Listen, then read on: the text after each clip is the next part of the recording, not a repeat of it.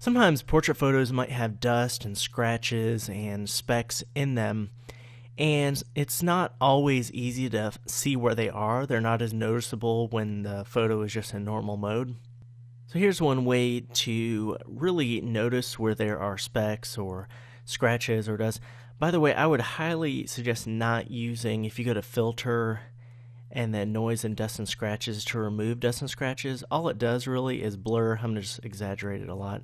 So it just kind of blurs the photo. You lose a little bit of image quality. If you do use that, make sure you create it on a new layer and then mask out the entire layer and just brush some areas to show through where there are dust and scratches. So it's just selectively applying it.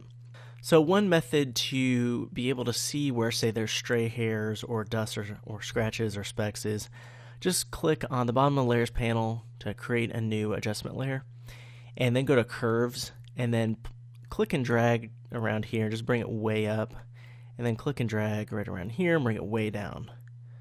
So it goes up and then down, then back up, and it looks almost like a negative over here. The reason I have that is because now you can actually see where there are some stray hairs that you might not have seen otherwise. Or for example, if you have a blemish, if there's a freckle, not a big deal, but let's just say there's another kind of blemish and you want to remove it, keeping that on there and just toggling the visibility during our edits, it's a really good method to be able to see stray hairs or dusts or scratches and specks on the photo. Another method is to click on the create a new adjustment layer and go to black and white, and that's the same thing.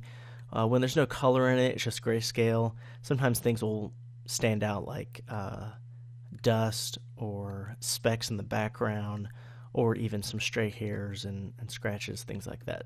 All right, so that's just a technique. Just keep that layer available, that adjustment layer, so that we can toggle it throughout our edits to see areas that we might not see otherwise.